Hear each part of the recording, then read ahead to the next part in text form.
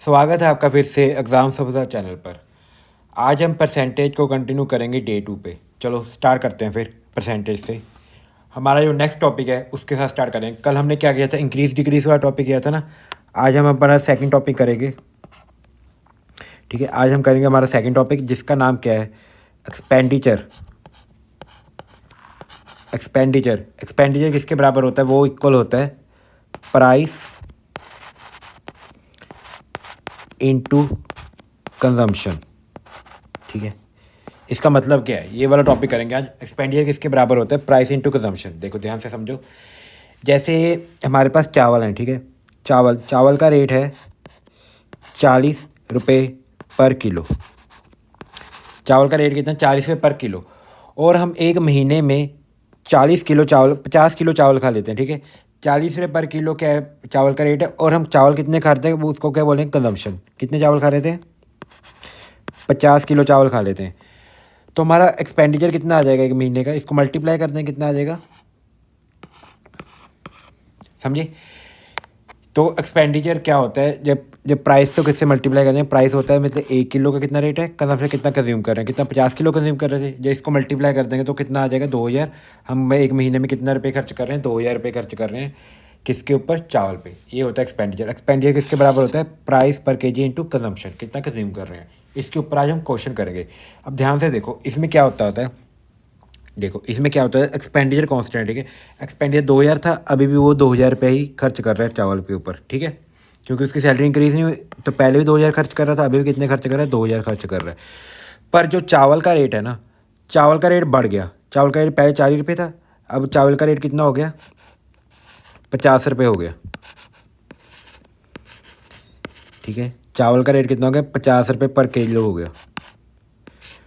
तो सिंपल सी बात है, उसको कंज्यूम कम करना पड़ेगा। अगर चावल का रेट बढ़ गया तो उसको कंज्यूम कम करना पड़ेगा।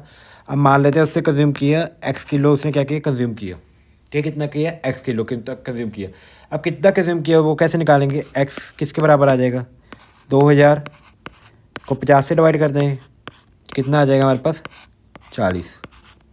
ठीक है, आपने क्या देखा, अगर हमारा प्राइस बढ़ जाए तो कंजम्पशन क्या होती है हमारी, कम हो जाती है। देखो प्राइस इंक्रीज़ हो गया ना, पहले 40 रुपये था, 40 से कितना हो गया, 50 हो गया, तो कंजम्पशन क्या होगी, डिक्रीज़ होगी। ठीक है, पहले 50 किलो खा पा रहे थे पूरा फैमिली, अब 40 किलो ही खा पा रहा है। क्यों, क्योंकि जो चावल का रेट है वो बढ़ गया, पर उसने अपना एक्सपेंडिचर इंक्रीज़ नहीं किया। इस टॉपिक पे आज हम क्वेश्चन करेंगे। देखो अब ऐसे तो करना नहीं है पेपर में, ये तो गलत देख रहे हैं। अब हम कैसे करेंगे पेपर में क्वेश्चन, देखो ध्यान से समझो। अगर हमारा एक्सपेंडिचर कॉन्स्टेंट है ना, तो जो प्राइस की रेशो होगी ना, रेशो कल मैंने बताई थी ना क्या होता है, जो प्राइस की रेशो होगी उसकी उल्टी किसकी रेशो होगी, एक्सपेंडिचर की रेशो होगी। अब इसका क्या मतलब हुआ, ध्यान से समझो। देखो पहले प्राइस कितना था, 40 रुपये। ठीक है, पहले प्राइस कितना है, 40 रुपये। अब प्राइस कितना हो गया, 50 रुपये। यही है ना प्राइस की रेशो। पहले प्राइस कितना है, 40 रुपये, अब प्राइस कितना हो गया, 50 रुपये। समझ गए। अब जो प्राइस की रेशो होती है, जितना प्राइस बढ़ेगा उतना हम चावल कम खा पाएंगे। ठीक है, सॉरी यहाँ पे कंजम्पशन आएगा। ठीक है, कंजम्पशन, जो प्राइस की रेशो होती है उसकी उल्टी किसकी रेशो होती है, कंजम्पशन की। ठीक है, जितना प्राइस बढ़ेगा उतना कंजम क्या करेंगे, हम कम करेंगे। ठीक है, अब कंजम्पशन की रेशो क्या होती है, प्राइस की रेशो के उल्टा होती है। कंजम्पशन की रेशो कितनी आएगी, 50/40। समझ गए यहाँ तक। जो प्राइस की रेशो होती है उसकी उल्टी किसकी रेशो होती है, कंजम्पशन की। अगर प्राइस इंक्रीज़ होएगा तो हम चावल कम खा पाएंगे, कितना कम खा पाएंगे, उसको उल्टा। ठीक है, तो इसको कटिंग कर लेंगे तो कितना आएगा, 4/5/4। ये क्या आ गई हमारी कंजम्पशन।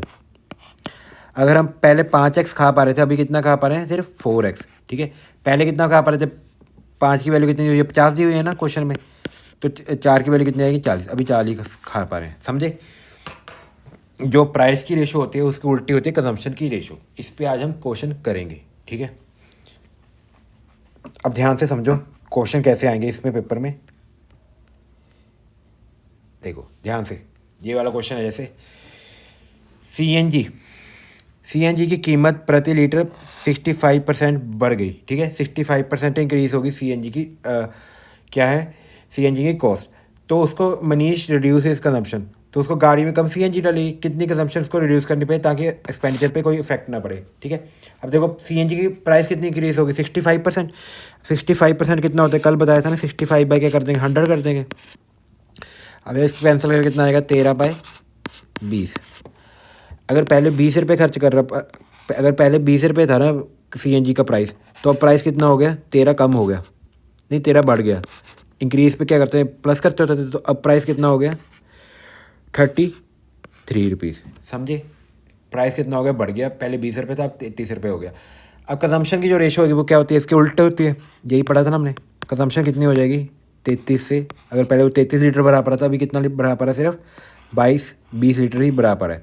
उन्होंने क्वेश्चन में क्या पूछा है, उसको कंजम्पशन कितनी कम होगी, कितनी कंजम्पशन कम होगी, इसको इसमें से माइनस करते हैं, कितना आ जाएगा, 13 कंजम्पशन कम होगी, किस पे, ओरिजिनल पे, 33 पे, गुना किससे कर देंगे, 100 के साथ, तो कितनी कंजम्पशन कम होगी। अब इसको सॉल्व कर लेना, तो कितना आ जाएगा,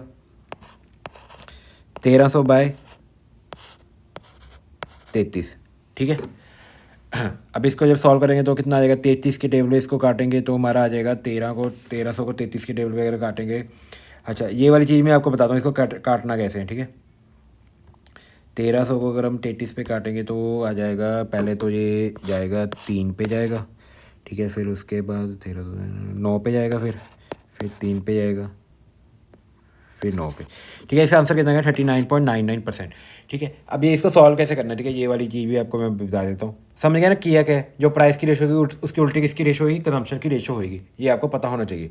चलो, ये था हमारा आज का पहला टॉपिक, ठीक है। अभी मैंने कल बताया था ना भी, हमको फ्रैक्शन टू वो आना चाहिए, फ्रैक्चर परसेंटेज। देखो ध्यान से समझो, इसका मतलब क्या होता है, जैसे मैंने लिखा यहाँ पे 100%, इसका मतलब क्या होता है, 100 को 100 से डिवाइड कर दें, कितना आ जाएगा, 1, ठीक है। 100 को 100 से डिवाइड कर देंगे तो 1 आ जाएगा। जैसे मैंने यहाँ पे लिखा 50%, तो इसका मतलब क्या होता है, 1/2 होता है ना, समझे यहाँ तक। 50% का मतलब क्या होता है, 1/2। चलो, अभी मैंने यहाँ पे लिखा 1/2, इसको हमको किस में कन्वर्ट करना है, परसेंटेज में। जब भी परसेंटेज में कन्वर्ट करना है तो किससे मल्टीप्लाई कर देते हैं हम, 100 के साथ। तो कितना परसेंट आ जाएगा, 1/2 का मतलब कितना होता है, कितना परसेंट होता है, 50%, ठीक है। ऐसे आपको सारी वैल्यूज़ याद होनी चाहिए। जैसे मैंने यहाँ पे 1 लिखा, ठीक है, 1 लिखा, तो इसका मतलब कितना होता है, कितना परसेंट होता है, 1 का मतलब होता है 100%, ठीक है। कैसे किया, 1 को 100 से मल्टीप्लाई करें तो 100% आ गया। अब ऐसे ही अब 1/2 को 100 से मल्टीप्लाई करेंगे तो कितना आ जाएगा, 50%, ठीक है। अगर मैं 1/3 को 100 से मल्टीप्लाई करूँगा तो कितना आ जाएगा, 33.33%। इसको एक और चीज़ से भी लिख सकते हैं, 33 1/3%, ठीक है। आपको ये सारी वैल्यूज़ याद होनी चाहिए, तो इसी के कारण हमारी कैलकुलेशन ईजी होगी। 1/3 का मतलब होता है 33.33%। अब 1/4 का मतलब क्या होता है, 1/4 को 100 से मल्टीप्लाई करेंगे तो कितना आ जाएगा, हमारे पास 25% आ जाएगा। 1/5 की फ्रैक्शन वैल्यू कितनी होती है, 1/5 को 100 से मल्टीप्लाई करेंगे तो कितना आ जाएगा, 20%, ठीक है। 1/6 की वैल्यू कितनी होती है, 1/6 की वैल्यू देखो, इसका आधा करना पड़ेगा ना। 1/6 क्या होता है, इसका आधा होता है, इसका आधा कितना होता है, 16.66%, ठीक है। और क्या लिख सकते हैं इसको, इसका आधा कर दो, 16 2/3%। समझ गए यहाँ तक। अब ऐसे ही 1/7 को जब 100 से मल्टीप्लाई करेंगे तो कितना होता है ये हमारे पास, ये होता है 14.28%। और किसके बराबर होता है ये, 1/7%, ठीक है। 4 अब आगे देखो, 4 और 2 होएगा, ठीक है, यहाँ पे 14 2/2%। आगे 1/8 किसके बराबर होता है, जब इसको 100 से गुना करेंगे 12.5% के बराबर, ठीक है। ये सारी वैल्यूज आपको याद होनी चाहिए। 1/9 की वैल्यू कितनी होती है, ये होती है हमारी 11.11%। 1/10 को जब 100 से गुना करेंगे तो कितना आ जाएगा हमारे पास, 10%। 1/11 को जब 100 से गुना करेंगे तो हमारे पास कितना आ जाएगा, 9.09%, ठीक है। 1/12 को जब 100 से गुना करें तो कितना आ जाएगा हमारे पास, 8.33%। और क्या लिख सकते हैं, 1/3%, ठीक है। इसको क्या लिख सकते थे, इसको हम लिख सकते हैं 11 1/9%, ठीक है। इसको क्या लिख सकते हैं, इसको लिख सकते हैं हम, इसको और क्या लिख सकते हैं, इसको लिख सकते हैं 9 1/11%, ठीक है। चलो 1/13 किसके बराबर होता है? 1/13 होता है 7.69%। 1/14, अब 1/14 क्या? 1/7 का आधा है, तो 1/7 का आधा 1/14 होता है ना, इसको 1/2 से मल्टीप्लाई कर देंगे तो इसका आधा कर दो। ठीक है, इसका ये आधा है ना, तो इसका आधा कर देंगे, कितना आ जाएगा? 7.14%। ठीक है, और इसको क्या लिख सकते हैं? इसका आधा करेंगे तो कितना आ जाएगा? 1/7%। ठीक है, दो और वैल्यूज याद करनी। 1/15, 1/15 किसके बराबर होता है? 1/15 होता है हमारे पास 6.66% होता है 1/15। ठीक है, 1/15 किसके बराबर होता है? 6.66%। 1/16 को जब 100 से गुना करें तो कितना आ जाएगा हमारे पास? 1/16 को गुना करेंगे तो आ जाएगा 6.25%। भाई यहाँ तक वैल्यूज़ आपको याद होनी चाहिए बाय हार्ट। ठीक है, यहाँ तक आपको वैल्यूज़ अच्छे से याद होनी चाहिए। ठीक है, अब इसके आगे जो भी वैल्यूज़ हैं उसको हम ड्राइव कर सकते हैं। ठीक है, आपको ये वैल्यूज़ अच्छे याद होगी? चलो ठीक है, अब देखो हम ड्राइव कैसे करेंगे वैल्यूज़ को। ठीक है, जैसे मैंने यहाँ पे लिख दिया, इसकी वैल्यूज़ बताओ। 55.5% की वैल्यू बताओ। ठीक है, अब इसकी वैल्यू तो हमको याद नहीं है, पर इसके रिलेटेड हमने कोई वैल्यू याद की थी ना, इसकी वैल्यू याद की थी ना 11.11 की। तो 1/9 की वैल्यू किसके बराबर होती है? 11.11% की। ठीक है, अब ध्यान से देखो, जो इसका 5 गुना हो गया ना, अगर ये इसका 5 गुना हो गया तो इसको भी क्या कर देंगे? 5 से मल्टीप्लाई कर देंगे, तो इसका आंसर कितना आ जाएगा? 5/9। तो 5.55 की वैल्यू कितनी आ जाएगी? 5/9 आ जाएगी। समझ गए ये बात? चलो और देखते हैं। जैसे और है हमारे पास, और देते हैं 14 मिनट में देखता हूँ एक और वैल्यू। 42.84%। अब इसकी वैल्यू कल भी देखी थी ना हमने। अब देखो, ये इसको हमको अप्रॉक्सीमेट करना है। देखो ये 7 के टेबल पे आ रहा है ना, तो 7 के टेबल पे हमको यही वैल्यू पता है, इसके रिलेटेड ही होगा। ठीक है, 1/7 की वैल्यू कितने बराबर होती है? 1/7 की वैल्यू कितनी होती है? 14.28। अब ध्यान से देखो तो इसका ये 4 गुना है। ठीक है, अब ध्यान से देखो ना, 14 के नज़दीक वैल्यू देखनी है। देखिए इसका ये कितने गुना है? इसका ये 4 गुना नहीं, सॉरी, इसका ये 3 गुना है। तो इसकी वैल्यू कितनी आ जाएगी? 3/7। समझे थोड़ा थोड़ा? चलो अब और देखते हैं वैल्यूज़। 12.5 की तो पता ही है हमको। ठीक है, और वैल्यूज़ देखते हैं। ठीक है, और वैल्यूज़ हम क्वेश्चन के हिसाब से देख लेंगे। समझ गए ना एक बार? चलो अब एक बार मुझे इसकी वैल्यू बताना है। 1/13 की, 1/13 की तो मैंने बता दी ना। 1/11 की वैल्यू बता, 1/33 की वैल्यू बताना परसेंटेज में कितनी होगी? परसेंटेज में बतानी है। अब क्या करेंगे? 1/11 की कितनी होती है? 1/11 की परसेंटेज वैल्यू कितनी होती है? 1/11 की कितनी होती है हमारे पास? 9.09 होती है ना। और क्या होता है? 9 1/11 यही होता है ना। अब देखो, इसको 1/3 से मल्टीप्लाई करते हैं तो इसको भी 1/3 से मल्टीप्लाई कर देंगे, मतलब डिवाइड कर देंगे। तो इसको भी किससे करना पड़ेगा? 1/3 से। तो कितना आ जाएगा हमारे पास? 3.03%। समझ गए? ये होती है हमारी फ्रैक्शन टू वैल्यूज़। ठीक है, ये आपको सारी वैल्यूज़ याद करनी है। अब चलते हैं हमारे क्वेश्चन पे जो अभी हमने किया। ठीक है, अब इसको मैंने कैलकुलेट कैसे किया वो देखो। देखो यहाँ पे लिखा क्या हुआ है? 33 लिखा हुआ है ना। ठीक है, 33 लिखा हुआ है ना, तो इसको क्या लिख सकते हैं? इसको ऐसे लिख सकते हैं, इसको हम ऐसे लिख सकते हैं 10/33 प्लस 3/33। ठीक है, मल्टीप्लाई बाय 100, मतलब परसेंटेज के लिए। ठीक है, अब ध्यान से देखो, 1/33 इसको काटेंगे तो कितना आ जाएगा? 11 आ जाएगा ना। 1/11, 1/11 की फ्रैक्शन वैल्यू कितनी होती है बताए थे मैंने? 9.09 होती है। ठीक है, अब इसको जब सॉल्व करेंगे तो कितना आ जाएगा? 1/33 की अभी मैंने निकालनी बताई थी, कैसे निकाली थी? ठीक है, कैसे निकाली थी 1/33 की? यहाँ पे निकाली थी ना हमने 1/33 की। कितनी आएगी? 3.033 आ जाएगी, 3.033। ठीक है, इसकी वैल्यू कितनी आएगी? 3.033, और 10 की वजह से एक पॉइंट आगे शिफ्ट हो जाएगा, तो कितना आएगा? 0.3। अब इसमें जब इसको जोड़ेंगे तो कितना आएगा? 39.39. समझे कैसे आया?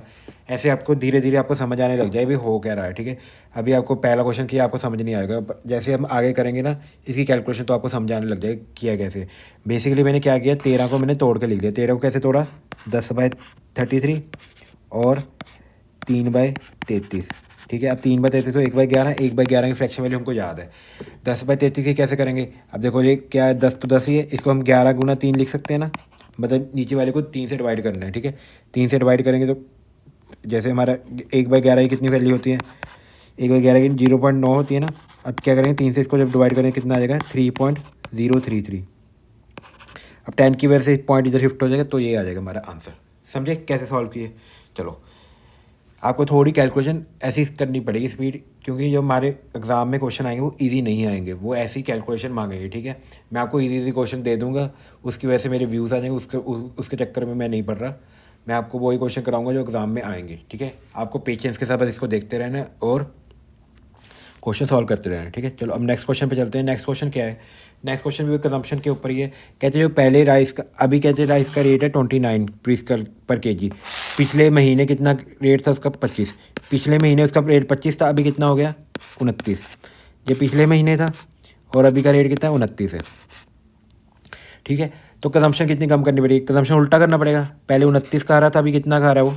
25, क्योंकि प्राइस इंक्रीज़ होगी। तो कितनी कंजम्पशन कम होगी? इसको इसमें से माइनस कर देंगे तो कितना आ जाएगा? इसको इसमें से माइनस करेंगे कितना आ जाएगा? 4/29।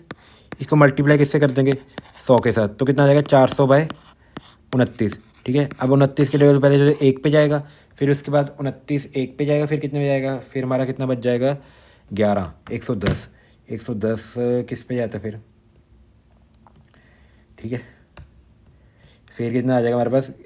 29 पे जाएगा, पहले 29 पे जाएगा, फिर कितना बच जाएगा हमारे पास? 11 बच जाएगा। 110, 29 के लेवल 110 कब आता है? 110 आता है 13 पे, तो कितना है? 13 आ जाएगा। उसके बाद डिवाइड करेंगे तो कितना आ जाएगा हमारे पास? पॉइंट लग जाएगा उसके बाद, क्योंकि जीरो उतारेंगे, फिर आ जाएगा हमारे पास 110। उसके बाद 10, 7 बच गया, फिर 7 आ जाएगा, फिर 9 आ जाएगा, तो आ जाएगा 13.79। इन्होंने अप्रॉक्सीमेट बोला, तो अप्रॉक्सीमेट कैसे करेंगे? 13 में जब भी कितना आ गया हमारे पास? 13.7 आ गया ना। अब इसको अप्रॉक्सीमेट क्या लिखते होते हैं, ध्यान से समझो। अगर ये वाली वैल्यू 5 से बड़ी है तो इसमें 1 बढ़ा के लिख देंगे, तो 14 आ जाएगा हमारा आंसर। अगर ये वैल्यू हमारे पास ये आती 13.2, तो हम 1 घटा के लिखते हैं, मतलब तो हम यही लिखते 13 ही लिखते। ठीक है, अब एक वैल्यू याद है तो कितना लिखेंगे? 14%। इसका आंसर कितना आएगा? 14% आ जाएगा। समझ गए? अप्रॉक्सीमेट। चलो, अगला क्वेश्चन है। एक हमारे पास रेक्टेंगल था। ठीक है, रेक्टेंगल था, उसकी जो हमने प्लॉट लेंथ कितनी इंक्रीज होगी? 20%। 20% मतलब क्या था? 20/100, मतलब कितना? 1/5। अगर उसकी लेंथ पहले 5 थी तो अभी कितनी हो गई है? 6 हो गई है, 1 जुड़ जाएगा क्योंकि इंक्रीज़ हुई है ना लेंथ, L1 से L2 हो गई है। तो कहते हैं उसकी ब्रेथ कितनी हम डिक्रीज़ करें ताकि एरिया में कोई फ़र्क ना पड़े। एरिया कितना रहे हमारा? पहले ही 1 था, अभी भी कितना रहे? 1 ही रहे। ठीक है, अब ध्यान से समझो, जो एरिया ऑफ रेक्टेंगल होता है वो किसके बराबर होता है? वो होता है लेंथ इंटू ब्रेथ के। ठीक है, किसके बराबर होता है? लेंथ इंटू ब्रेथ के। पहले लेंथ कितनी है हमारे पास? 5 है ना, और पहले ब्रेथ कितनी थी? B1। ठीक है, समझ गए? पहले लेंथ अभी लेंथ कितनी हो गई है? इंक्रीज़ हो गई, 1 हो गई है, तो 6 हो जाएगा। अभी ब्रेथ कितनी है नहीं पता, तो B2 हो गया। इससे क्या होगा? कोई चेंज नहीं आया, एरिया पहले ही 1 था, अभी भी कितना है? 1 है। तो B1/B2 किसके बराबर आ जाएगा यहाँ से? 6/5। अगर पहले ब्रेथ 6 थी तो अभी कितनी हो गई है? 5। तो कितनी कम हो गई है ब्रेथ? 1 कम हो गया, किस पे? 6 पे। 1/6 की भी फ्रैक्शन वैल्यू लिखाई थी मैंने, अब उसको अच्छे से रिवाइज कर लेना। 1/6 की फ्रैक्शन वैल्यू होती है 16.66%। तो इसका आंसर कितना आएगा? 16.66%। समझ गए? चलो, अब चलते हैं अगले क्वेश्चन के ऊपर। हाँ, अगला क्वेश्चन भी सेम है। कह रहे हैं what % should the racer increase the speed? Speed कितनी बढ़ानी चाहिए? एक रेसर को निश्चित दूरी तय करने में लगने वाला समय को 25% कम करने के लिए गति को कितना प्रतिशत बढ़ाना पड़ेगा? ठीक है, इसको स्पीड कितनी बढ़ानी पड़ेगी? देखो ध्यान से समझो, टाइम कितना रिड्यूस करना? 25%। 25% की फ्रैक्शन वाले 1/4 होते हैं, मैं सीधा लिख रहा हूँ। ठीक है, मतलब 4 से अभी टाइम कितना लग रहा है उसको? 3। पहले 4 टाइम लग रहा था, अब कितना लग रहा है? 3 लग रहा है। ठीक है, और स्पीड पहले मान लेते हैं S1 थी, अभी कितनी है? S2 है। डिस्टेंस कितना? पहले डिस्टेंस सेम है, पहले ही 1 था, अभी 1 है, यही है क्वेश्चन। अब जो डिस्टेंस होता है ना वो किसके बराबर होता है? डिस्टेंस होता है हमारा स्पीड इंटू टाइम के बराबर। डिस्टेंस इसके बराबर होता है, दूरी को हम किससे मल्टीप्लाई कर देते हैं? गति को किससे मल्टीप्लाई कर देते हैं? समय के साथ, तो हमारे पास दूरी आ जाती है। ठीक है, ये हमारे पास क्या थी? गति थी, टाइम था। ये हमारे पास क्या था? समय था, और ये क्या? स्पीड है। अब जब हम स्पीड को टाइम से मल्टीप्लाई करेंगे S1 से, तो हमारे पास क्या आ जाएगा? 1 आ जाएगा। अब ऐसे इधर मल्टीप्लाई करेंगे 3 को S2 से, तो भी हमारे पास क्या आ जाएगा, 1 आ जाएगा। तो S1/S2 की रेशो कितनी आ जाएगी, 3/4। तो अगर पहले हमारी 3 गति थी, अभी कितनी हो गई है, 4 हो गई है। तो कितनी गति बढ़ गई है हमारी, 1 बढ़ गई है किस पे, 3 पे। 1/3 की फ्रैक्शन वैल्यू कितनी होती है, 33.33% और 33 1/3%। समझ गए जी। चलो अब चलते हैं हम नेक्स्ट क्वेश्चन पे। अगला क्वेश्चन है, due to decrease in manpower the production decrease by 25%।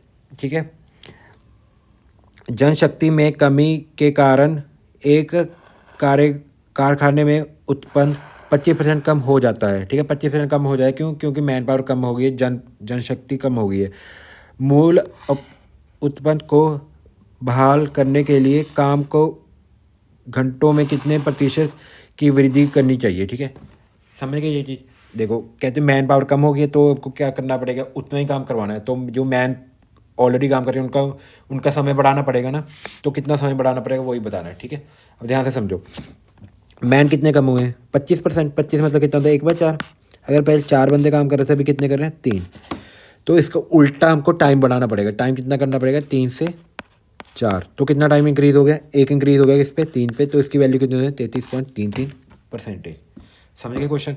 जितने बंदे कम होंगे उतना टाइम बाकी को क्या करना पड़ेगा, बढ़ाना पड़ेगा, ताकि हमारा काम उतना ही सेम टाइम पे हो पाए। चलो चलो अब नेक्स्ट क्वेश्चन पे चलते हैं। ये हमारा वही कंजम्पशन वाला क्वेश्चन है। A reduction of 15% in price of washing powder. ठीक है, 15% किसी वॉशिंग पाउडर की प्राइस कम हो गई है। 15% कितना होता है, 15/100। इसलिए फ्रैक्शन निकालने का कितना आएगा, 3/20। अगर उसकी पहले प्राइस 20 रुपये थी, तो अभी क्या हुई है, रिड्यूस हो गई है 3 से, कितनी हो रह गई है, अभी 7 रह गई है। ठीक है, तो कंजम्पशन कितनी इंक्रीज़ हो जाएगी, कंजम्पशन उल्टी होती है। मतलब अगर पहले 17 यूज़ कर रहा था, अभी कितना यूज़ कर रहा है, 20 ही यूज़ कर रहा है। समझ गए जहाँ तक समझ गए। अगर पहले 17 किलो यूज़ कर रहा था वॉशिंग पाउडर, अभी कितना है, 20 किलो यूज़ कर रहा है। ठीक है, यहाँ पे कितना किलो उसका जो है बढ़ गया है कंजम्पशन, 3x बढ़ गई है।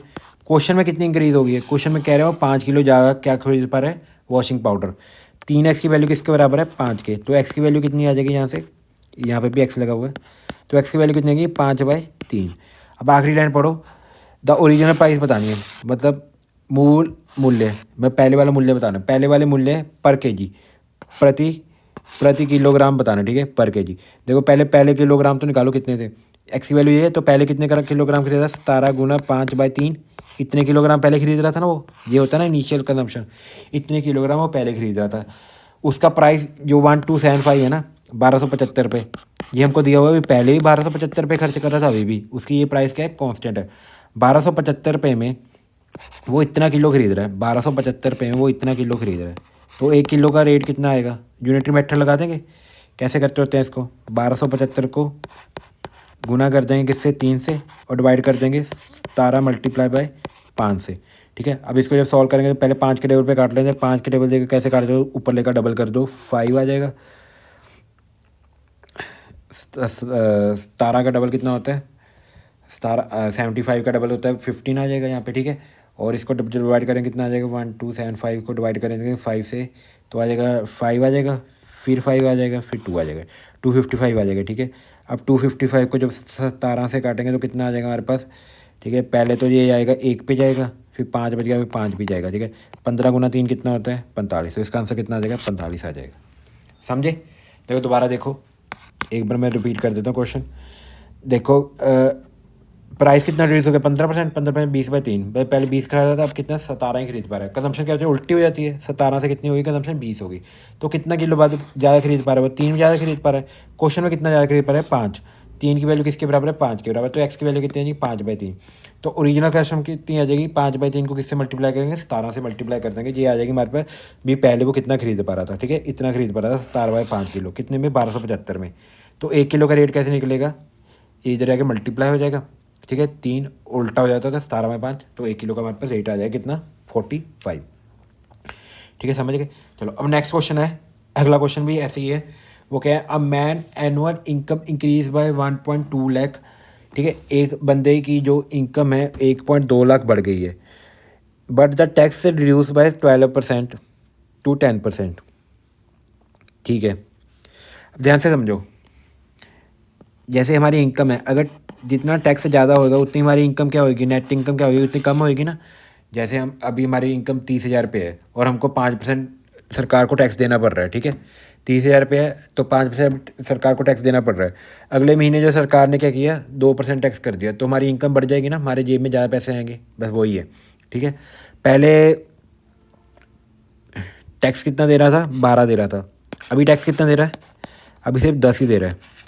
अब जो टैक्स दे रहा है उसके उल्टा किसकी उल्टा क्या होगा, इनकम, जितना उसके उल्टा क्या होगा, इनकम होगी। पहले अगर 10 इनकम थी तो अभी इनकम कितनी हो जाएगी, 12 हो जाएगी, क्योंकि हमारा टैक्स कम हो गया। अगर पहले 5 इनकम थी तो अभी इनकम कितनी हो जाएगी, 6 हो जाएगी, कटिंग कर ली, ठीक है। अब मैन की इनकम कितनी इंक्रीज़ होगी, 1.2, ठीक है। इधर कितनी इंक्रीज़ हो रही है, 1 की वैल्यू किसके बराबर है, 1.2 के।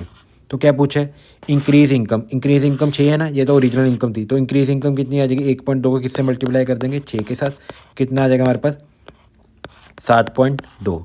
तो अभी इनकम उसकी कितनी हो जाएगी, 7.2 पर लैख, 7.2 लाख रुपये उसकी अभी इनकम हो जाएगी। समझ गए। एक व्यक्ति की आय 1.2 लाख रुपये थी और 1.2 लाख की वृद्धि हो जाती है, क्यों, क्योंकि जो टैक्स है वो 12 से 10 घट गया, ठीक है। आपको पहले ये क्वेश्चन कैसे करने हैं, पॉज करनी है, आपको खुद से क्वेश्चन ट्राई करना है, फिर मेरा सोल्यूशन देखना, ठीक है, हर एक क्वेश्चन के साथ। ये मैंने आपको कल भी बताया था। चलो अब चलते हैं हम नेक्स्ट क्वेश्चन पे। तो नेक्स्ट क्वेश्चन पे अब हमारा नेक्स्ट टाइप आ गया। पहला टाइप समझ गए ना, कंजम्पशन जो प्राइस की रेशो होती है उसकी उल्टी कंजम्पशन की रेशो होती है। अब नेक्स्ट जो पार्ट है वो है ड्राई फ्रूट। जो नेक्स्ट क्वेश्चन है वो है ड्राई फ्रूट्स के ऊपर।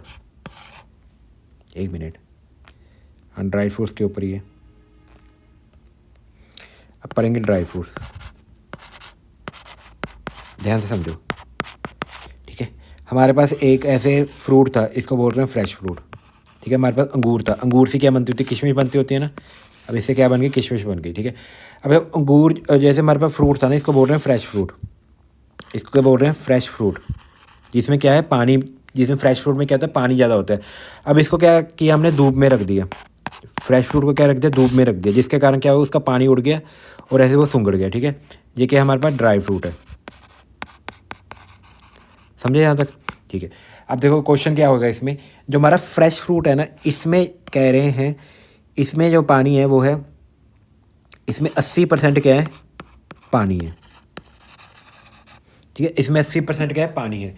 और जो हमारा ड्राई फ्रूट है इसमें कितना परसेंट पानी है, इसमें ले लेते हैं 20% इसमें क्या है, पानी है, ठीक है। अब ध्यान से समझो, अगर 80% पानी है तो जो खाने वाला छिलका होता है, छिलका, उसको पल्प बोलते हैं, ठीक है। छिलके को क्या बोलते हैं, पल्प। तो पल्प कितना होगा, अगर 80%, अगर 100% पूरा फ्रूट है, 80% होता है उसमें पानी है, तो छिलका कितना होएगा, 20% होएगा, ठीक है। अब ऐसे ही यहाँ पे अगर 20% पानी है तो छिलका कितना होएगा, 80% क्या होगा, इसमें पल्प होएगा, छिलका, ठीक है। अब ध्यान से समझो क्वेश्चन क्या है, क्वेश्चन ये है भी, अगर हमने 100 किलो 100 kg फ्रेश फ्रूट लिए तो उसमें से कितने ड्राई फ्रूट बन जाएंगे, अगर हमने उसके कहाँ पे रख दिया, धूप में रख दिया। अब ध्यान से समझो ये क्वेश्चन करने कैसे हैं, कभी भी हमको यहाँ पे वाटर पे रेशियो नहीं लगानी, हमेशा पल्प पे लगानी, क्योंकि वाटर क्या है, वाटर तो चेंज हो रहा है, कांस्टेंट क्या है, पल्प। पल्प पहले भी इतना था, अभी भी चेंज नहीं हो रहा है। कैसे करेंगे, पहले पल्प कितना था, 20/100, ठीक है। किसका निकालना है, फ्रेश फ्रूट कितना हमारे पास 100 है, इसको 100 से मल्टीप्लाई कर देंगे। अब ड्राई फ्रूट बताना कितना बनेगा, पल्प पे लगाएंगे, पल्प कितने, 80%, किसका, यही निकालना ना, कितने केजी बनेगा ड्राई फ्रूट, उसको मान लेंगे x। अब इसको जब कटिंग करेंगे तो 100 से 100 कट गया और 0 से ये 0 कट गई, 8 के टेबल में इसको कटेंगे 4 आ जाएगा, 4 के टेबल में इसको कटेंगे 25, तो कितने के जी ड्राई फ्रूट बन जाएगा, 25 किलो हमारे पास ड्राई फ्रूट बन जाएगा, ठीक है। हमेशा पल्प पे लगाना, देखो क्योंकि पानी क्या है वो तो उड़ रहा है, पल्प क्या है, पहले भी उतना था छिलका, अभी भी उतना ही है। अगर पहले 2 ग्राम छिलका था, अभी भी 2 ग्राम ही है, छिलके पे कोई फ़र्क नहीं पड़ रहा है, पर पानी क्या है, उड़ रहा है, जिसके कारण उसका वेट क्या है, कम हो रहा है फ्रूट का, ठीक है। इसलिए छिलके पे लगा दिए। अगर पहले 20 छिलका था, अभी कितना हो गया, 80 छिलका हो गया, ठीक है, जिसको पल्प बोलते हैं, ठीक है। अब करते हैं हम क्वेश्चन इसके ऊपर। देखो ये सेम ही क्वेश्चन है,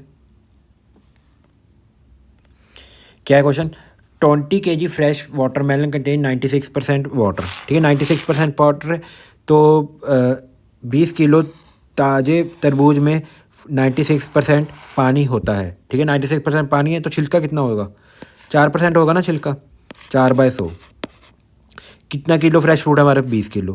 आगे बढ़ो, कुछ समय बाद इसमें 95% पानी बच जाता है, कितना पानी बच गया, 95%, तो छिलका कितना हो जाएगा, 5/100, क्योंकि अब पानी क्या 1% पानी क्या उड़ गया धूप की वजह से।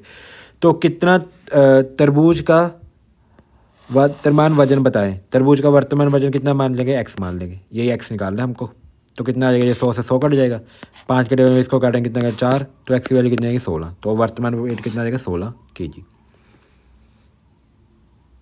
ये वाला क्वेश्चन ये भी करना है, ये हम मिक्सचर वाला चैप्टर करें तब करेंगे। चलो अगला क्वेश्चन क्या है, there is 26.4% sugar in 28 litre solution. ठीक है, देखो अब शुगर कितनी है 26.64, इतनी चीनी है 28 लीटर सोल्यूशन में। ठीक है, चीनी तो उड़ती नहीं है। अब क्या किया हमने, उसको क्या किया, बॉयल कर दिया। जब बॉयल करेंगे तो पानी उड़ जाएगा ना, उसको जब गर्म करेंगे तो पानी उड़ जाएगा। कितना पानी उड़ गया, 6 लीटर पानी उड़ गया।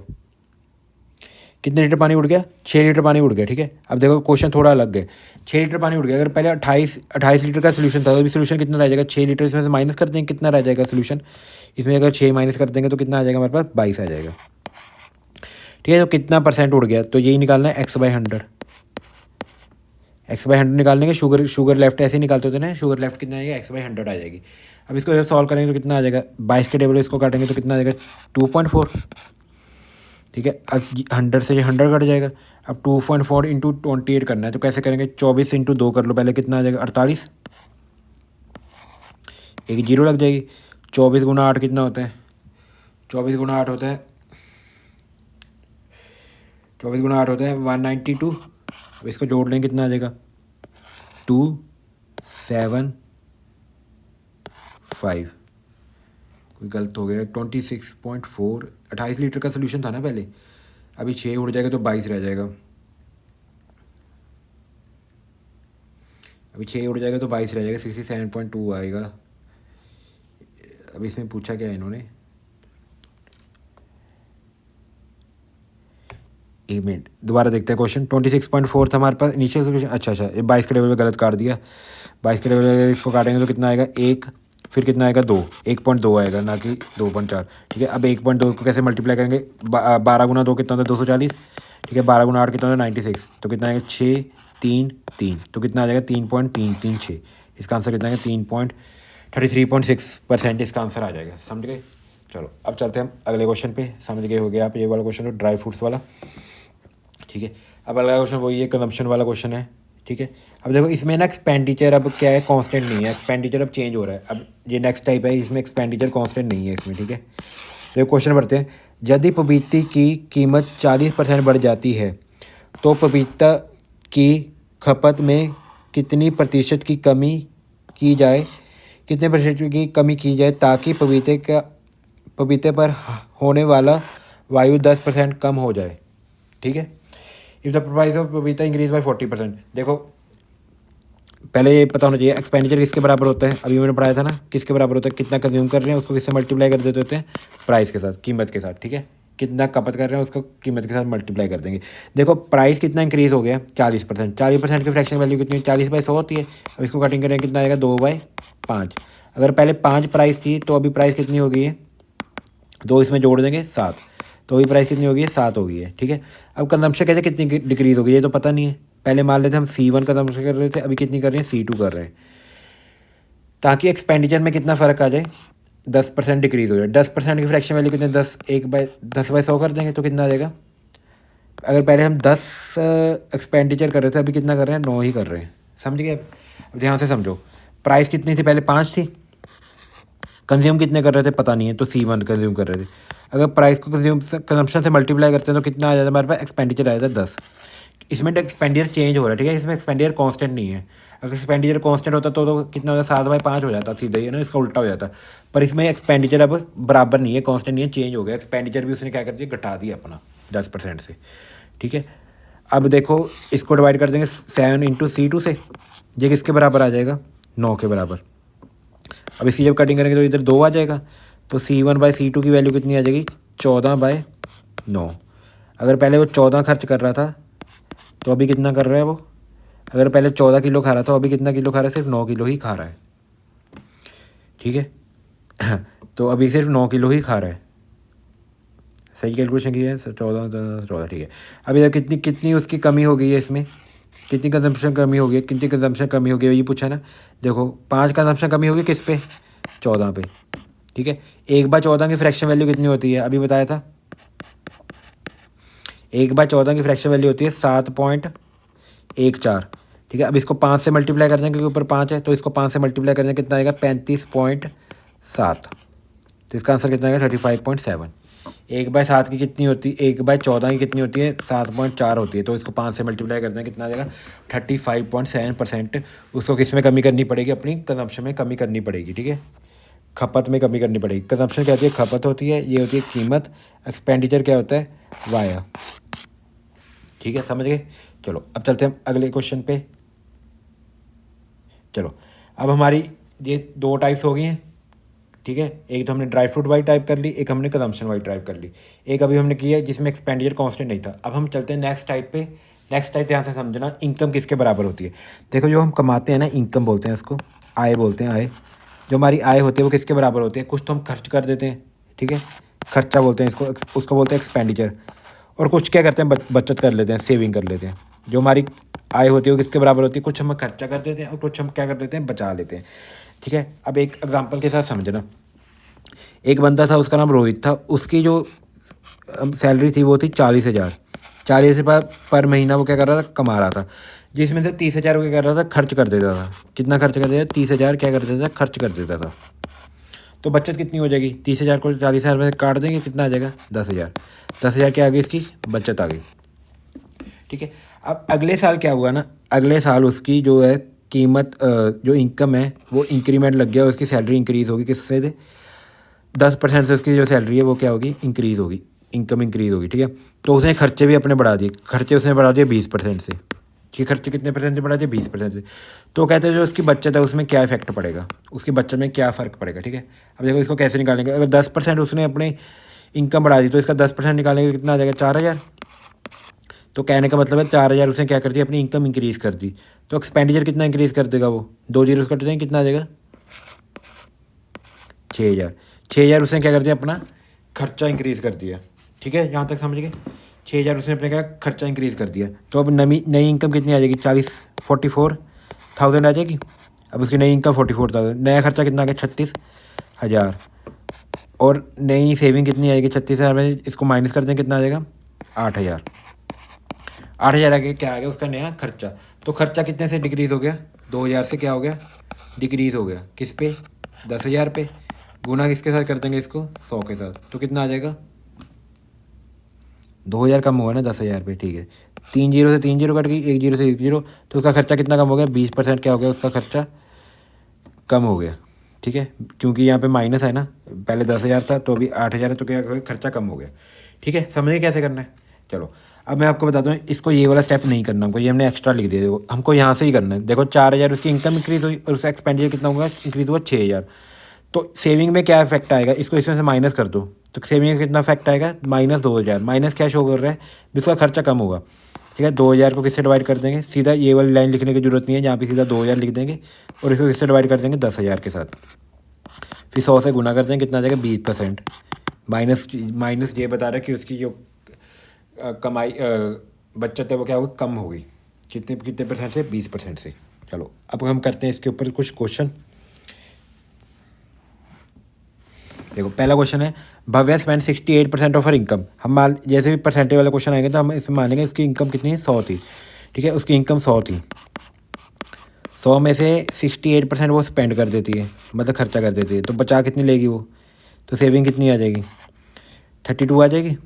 32 क्या आ गई, उसकी सेविंग्स आ गई। अब कहते हैं हर इनकम इंक्रीज बाय 15%, उसकी इनकम 15% से बढ़ गई। ठीक है, यहाँ पे लिख लेंगे 15 बढ़ गई उसकी, 15%। 100 का कितना था, 15 ही होता है ना। चलो अगले, एक्सपेंडिचर उसका 10% से बढ़ गया, 10% से बढ़ गया, इसका 10% निकालें, कितना आएगा 6.8 आ जाएगा। इसका 10% क्या हो गया, बढ़ गया। तो कहते हैं उसकी सेविंग में क्या इफेक्ट आएगा, सेविंग क्या इफेक्ट आएगा, इसको इसमें से माइनस कर देंगे। जब इसमें से माइनस करेंगे, पहले 6 को 15 में से काट दो, 6 को 15 में से काट के 9 आ जाएगा। फिर 8 को और काट दो, कितना आ जाएगा 8.2। समझ गए यहाँ तक, 8 पॉइंट कितना आ जाएगा, 2 आ जाएगा। अब 8.2 यही पूछा ना, उसकी सेविंग कितनी इंक्रीज़ हुई, तो ये सेविंग कितनी इंक्रीज़ होगी, 8.2 इंक्रीज़ होगी। किस पे इंक्रीज़ हुई है, ये 32 पे। गुना किसके साथ कर देंगे, 100 के साथ कर देंगे। ठीक है, अब इसको कैसे सॉल्व करना है, जहाँ पॉइंट था ना। ठीक है, पॉइंट छोड़ो। अब देखो इसको सॉल्व कैसे करेंगे, यहाँ पे कटिंग कर लो। यहाँ पे कितना आ जाएगा 4.1 आ जाएगा। यहाँ पे कितना आ जाएगा 16। यहाँ पे कितना आ जाएगा 4.1। यहाँ पे कितना आ जाएगा 16। अब देखो 1/16 की फ्रैक्शन वैल्यू भी याद कराई थी, कितनी होती है 6.25। यही होती है ना 1/16 की। अब इसको 4.1 से और गुना कर देंगे, ऊपर 4.1 है। 1/16 देखो यहाँ पे 16/100 है ना, इसकी 1/16 की 6.25 होती है। अब 4.1 ऊपर और था इसके, इसीलिए 4.1 से इसको और गुना कर देंगे। अब जब इसको गुना कर देंगे कितना आ जाएगा हमारे पास, अप्रॉक्सीमेट कर लेते हैं। 4 से अगर गुना करेंगे 6.25 को, तो कितना आ जाएगा हमारे पास, अब 6.25, 6 गुना 4 होता है हमारे पास 25 आ जाएगा अप्रॉक्सीमेट। और 0.1 से और गुना करना है, 0.1 से गुना करेंगे तो कितना आ जाएगा 25.625। ये आ जाएगा इसका आंसर। समझ गए कैसे करना है इसको सॉल्व। 1/16 की आपको फ्रैक्शन वैल्यू पता होनी चाहिए इस ऐसी कैलकुलेशन करने के लिए। चलो अब चलते हैं हम नेक्स्ट क्वेश्चन के ऊपर। Rupa save her 16% of her expenditure. ठीक है, अब थोड़ा क्वेश्चन चेंज हो गया। देखो रूपा ने जो है अपनी savings, Rupa savings are 16% of her expenditure. ठीक है, इसका क्या मतलब है, ऑफ के बीच में कल बताया था ना, ऑफ किसके साथ लगा हुआ, एक्सपेंडिचर के साथ लगा हुआ। मतलब अगर उसके एक्सपेंडिचर 100 था तो उसकी सेविंग्स कितनी हो जाएगी, ऑफ में कुछ नहीं करते थे 16 आ जाएगी। और 16 उसकी क्या आ गई, सेविंग्स आ गई। तो उसकी इनकम कितनी आ जाएगी, 100 में 16 जोड़ेंगे कितना आ जाएगा 116 के आ गई उसकी इनकम आ गई। अब क्या होगा, if he saving increase by 25%, उसकी जो सेविंग्स है 25% इंक्रीज होगी। 25% कितना होता है, 25% में 1/4, इसका 1/4 निकालेंगे कितना आ जाएगा हमारे पास, 16 का 1/4 4, मतलब 4 उसकी क्या होगी, सेविंग इंक्रीज होगी। ठीक है, एंड एक्सपेंडिचर इंक्रीज बाय 10.5, इसका 10.5 निकालेंगे तो कितना आ जाएगा 10.5 ही आ जाएगा। 10.5 को 100 से मल्टीप्लाई करें 10.5 ही आ जाएगा, ये आ जाएगा। अब उसकी इनकम कितनी आ जाएगी, फिर इन दोनों को जोड़ देंगे कितना आ जाएगा 14.5। 14.5 से उसकी इनकम क्या होगी, इंक्रीज़ होगी। अब उन्होंने यही पूछा है उसकी इनकम कितने परसेंट इंक्रीज़ होगी, तो कितनी परसेंट इंक्रीज़ होगी, 14.5 को इससे डिवाइड कर देंगे 116 के साथ, गुना किससे कर देंगे 100 के साथ। ठीक है अब इसको सॉल्व कर रहे हैं तो कैसा कितना आंसर आ जाएगा, एक पॉइंट हटाओ, पहले पॉइंट हटाएंगे तो नीचे 0 आ जाएगी, एक 0 से एक 0 घट गई। अब 116 के टेबल में 415 का बात है, 116 इसको छोटा कर लेते हैं। ठीक है, अब इसको जब छोटा करेंगे तो हमारे पास आ जाएगा 12, किसके टेबल पे जा रहा है ये 7 8। तो इसको थोड़ा छोटा कर लेते हैं, कितना आ जाएगा 58 आ जाएगा। यहाँ पे कितना आ जाएगा 5 आ जाएगा। ठीक है, अभी ये 58 के टेबल पे जाएगा तो आएगा तो आंसर पॉइंट्स में, क्योंकि पूरा पूरा कट नहीं रहा। तो अप्रॉक्सीमेट अगर इसको करें तो हमारा आ जाएगा 58। तो इसको अगर अप्रॉक्सीमेट करें तो आ जाएगा 12 आ जाएगा और 0.5। ठीक है, 12.5 आ जाएगा इसका आंसर। इसका आंसर कितना आएगा 12.5 आएगा। अप्रॉक्सीमेट करके देखना था तो आंसर कितना आएगा 12.5 आ जाएगा हमारे पास। तो कैसे किया अप्रॉक्सीमेट, 7 गुना 5 कितना, 5 गुना 4 14 कितना 70। ठीक है 70 और 10 70 700 हो जाएगा, 725 हो जाएगा। ठीक है, 725 से डिवाइड करना है, 58 से डिवाइड करना है। अब मैंने 58 कैसे डिवाइड किया, 58 को पहले 1 से किया तो 1 आ जाएगा। ठीक है, फिर कितना बच जाएगा 72 माइनस 58 करते हैं, कितना बच जाएगा फिर 4 और 6 में से करेंगे 14 तो 140 बच जाएगा। मतलब किस पे जाएगा फिर 2 पे जाएगा। ठीक है, फिर ये पूरा कट नहीं रहा तो 0.5 लग जाएगा, तो कितना आ जाएगा 12.5 आ जाएगा इसका आंसर। चलो अब चलते हैं हम अगले क्वेश्चन के ऊपर। जो अगला क्वेश्चन है वो भी यही है। Man spend 72% of income and save this and 10% of annual salary. What is 10% of annual salary. ठीक है, ये भी क्वेश्चन सेम ही है।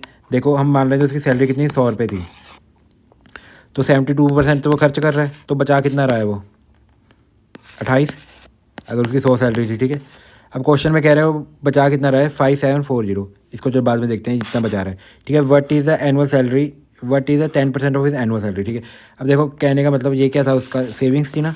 हमारे 28x की वैल्यू किसके बराबर दी हुई है क्वेश्चन में, 5740 के बराबर, यही इसकी वैल्यू दी हुई है। अब इसको 28 के टेबल पे काटो, 28 के टेबल पहले तो ये 1 पे जाएगा। ठीक है, फिर ये कितने पे किस पे जाएगा, फिर ये आएगा 3 पे, तो 130 आ जाएगी एक्स की वैल्यू। एक्स की वैल्यू आएगी 130। तो उसकी जो इनकम आई वो कितनी आ जाएगी, यहाँ से 130 को किससे मल्टीप्लाई करेंगे 100 से का, तो कितना आ जाएगा 1300। पर उन्होंने क्या निकालना है आपको 10% निकालना है इसका। 28 मतलब ये कट नहीं रहा पूरा, क्योंकि 1300 आना था, फिर तो 28 ये पूरा पूरा कट नहीं रहा, तो इसको काटना पड़ेगा अब। ठीक है, ये पूरा पूरा कट नहीं रहा, फिर इसको भी काटते हैं। चलो 57400, ये पूरा पूरा नहीं कटना, ठीक है, कटिंग गलती कर दी हमने। चलो इसको हम काटते हैं 56, 7 के लेवल पे आते हैं। 56 का बाद 8 पे, फिर 2 पे, फिर 0 पे, फिर कितना आ जाएगा, ये 4 आ जाएगा। अब 4 के लेवल पे काटते हैं, कितना आएगा 205। एक्स की वैल्यू कितनी आएगी 205, ना कि 1300। तो इनकम कितनी आएगी 20500। अब इसका 10% निकालना है, 10% निकालेंगे तो कितना आ जाएगा 10% मतलब 10, 1/10 करना पड़ेगा ना, तो कितना आ जाएगा 2500। इसका आंसर कितना आ जाएगा 2500 आ जाएगा। समझ गए, यहाँ पे एक और ज़ीरो भी तो थी ना, तो इसका ज़ीरो भी लग जाएगी, तो कितना आ जाएगा 2500। क्या आ जाएगा इसकी सैलरी का 10% आ जाएगा।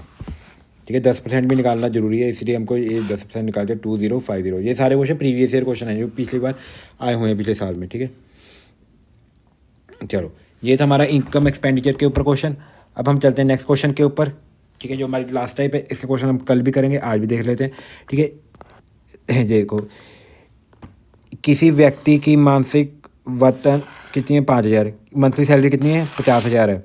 ही स्पेंड 40% ऑन हाउस होल्ड, वह अपने वेतन का 40% घरेलू खर्चे पर खर्च कर देता है, 25% किराए पर और 15% परिवार के खर्चे पर। ठीक है, और बाकी का वो बचा लेते हैं। जब भी ऐसे क्वेश्चन आ गए तो करना कैसे है, कुछ नहीं करना, हमको बस ये सारे वेतन जोड़ दो। देखो 40 इधर खर्च कर रहा है, 25 इधर खर्च कर रहा है, 15 इधर खर्च कर रहा है, तो टोटल उसका खर्चा कितना हो गया। अगर उसकी 100 सैलरी थी तो टोटल खर्चा कितना कितना कर दिया उसने, 15 और 25 30, 30 और 40, 40 40 80 80 उसने क्या कर दिया खर्चा कर दिया। तो बच कितने गए उसके बाद 20% बच जाएंगे।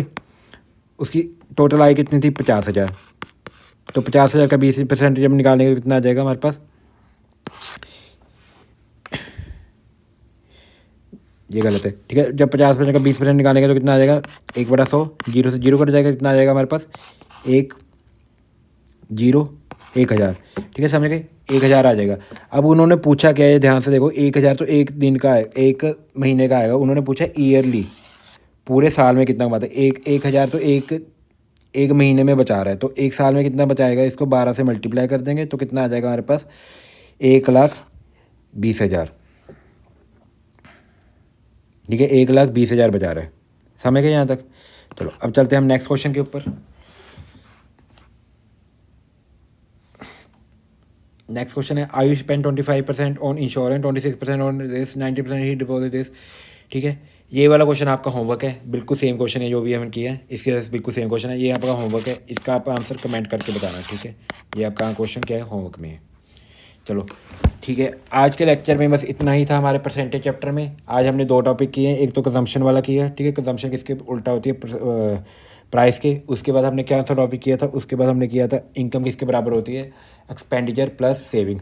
और हमने एक और टॉपिक किया था ड्राई फ्रूट्स वाला। ठीक है, और जो ये वाला टॉपिक है ना, इनकम रिमेनिंग वाला कंसेप्ट, ये वाला हम ये अभी करेंगे। ये अभी आपको थोड़े बेसिक क्वेश्चन ही कराए हैं। ठीक है, इसके जो और क्वेश्चन है वो हम करेंगे। अभी हमने 3 कंसेप्ट किए हैं। ठीक है, इसको जो ये क्वेश्चन है इनको अच्छे से दोबारा करके देखना। ठीक है, इसकी जो PDF है आपको कहाँ पे मिलेगी, एग्ज़ाम सफलता टेलीग्राम ग्रुप पे। ठीक है, ओके, थैंक यू। आज के लिए इतना ही था, मिलते हैं कल इसी टाइम पे। Okay, thank you, best of luck.